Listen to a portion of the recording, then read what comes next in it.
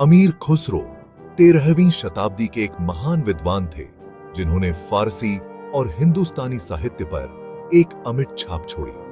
1253 में पटियाला, भारत में जन्मे वो एक बहुत बड़े कवि, संगीतकार और विद्वान व भाषा पर उनकी महारत और खड़ी बोली को विकसित करने में उनके योगदान के लिए उन्हें अक्सर तोताए हिंद कहा जाता है, जो बाद में आधुनिक हिंदी और उर्दू के रूप में विकसित हुई।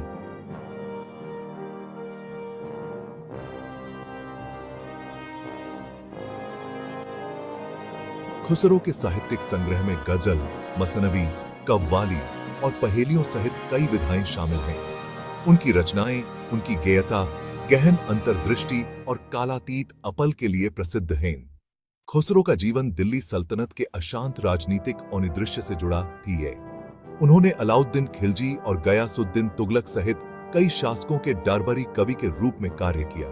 बदलते राजनीतिक परिदृश्यों के बावजूद अपनी कला के प्रति खुसरो की प्रतिबद्धता अटूट रही। उन्होंने साहित्यिक कृतियों का निर्माण जारी रखा जो समय और स्थान की सीमाओं को पार कर गईं। खुसरो की विरासत उनकी साहित्यिक उपलब्धियों से कहीं आगे तक फैली हुई है। उन्हें सितार को लोकप्रिय बनाने का श्रेय दिया जाता है, जो एक ऐसा वाद्य यंत्र है जिसका इंडियाई शास्त्रीय संगीत में एक प्रमुख स्थान है। उनकी कव्वालियां, भक्ति गीत जो उनके लयबद्ध पैटर्न और उत्साही उत्साह की विशेषता रखते हैं,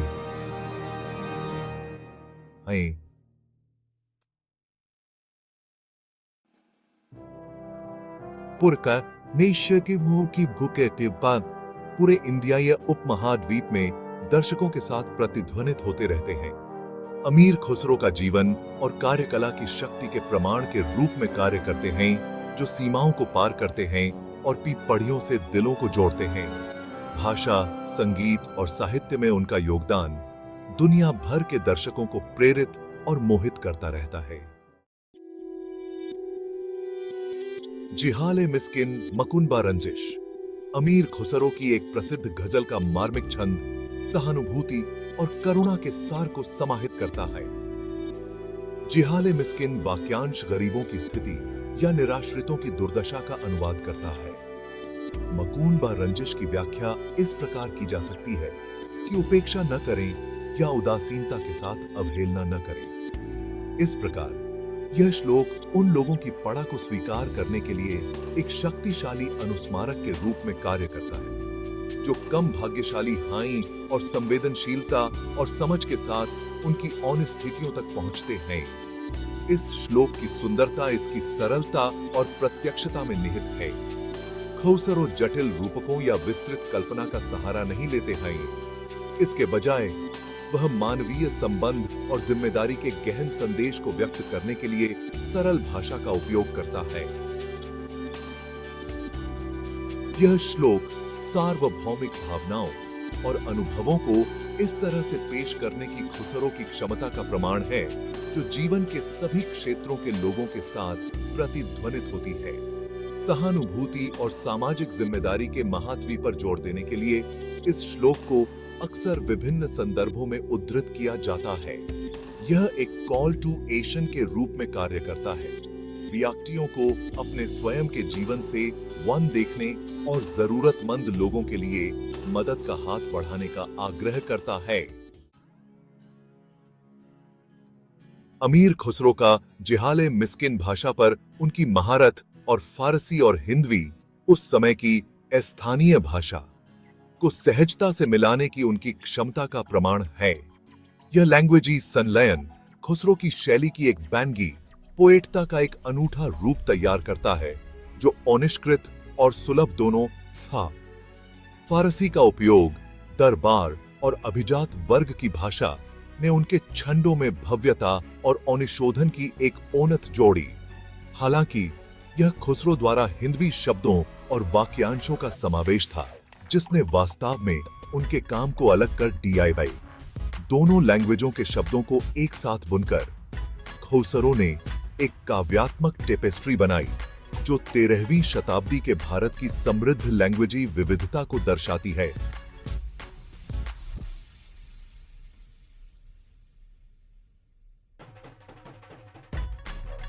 लैंग्वेजों के इस संलयन ने एक गहरे उद्देश्य को भी पूरा किया। इसने खुसरो को फारसी भाषी अभिजात वर्ग और हिंदवी भाषी जनता के बीच सांस्कृतिक विभाजन को पाटने की अनुमति दी। उनकी पोएट्ता, जबकि फारसी साहित्यिक अनुनाओं में डूबी हुई थी, आम लोगों द्वारा बोली जाने वाली भाषा की लय और ताल से प्रभावित थी। इसने उनके काम को एक व्यापक दर्शकों के लिए भरोसेमंद और सुलभ बना दिया और लोगों के कवि के रूप में उनकी स्थिति को और मजबूत किया। सबक की किरसा।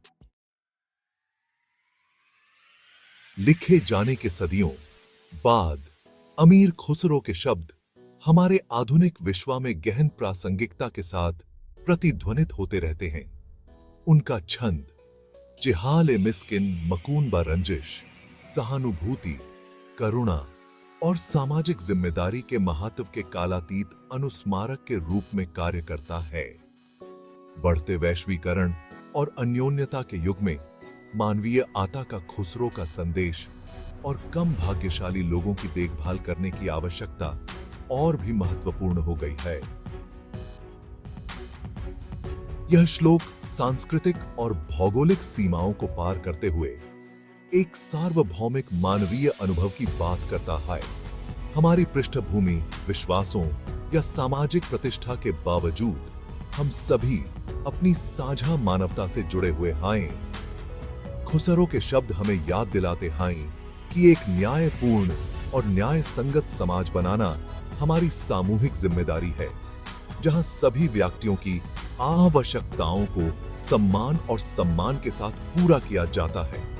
एक ऐसी दुनिया में जो अक्सर स्वार्थ और भौतिक गतिविधियों से प्रेरित होती है, खुसरो की पोएट्ता आशा की किरण के रूप में कार्य करती है, जो हमें करुणा की अनिवर्तनकारी शक्ति और जरूरतमंद लोगों के लिए मदद का हाथ बढ़ाने के महत्व को याद दिलाती है। के बाद का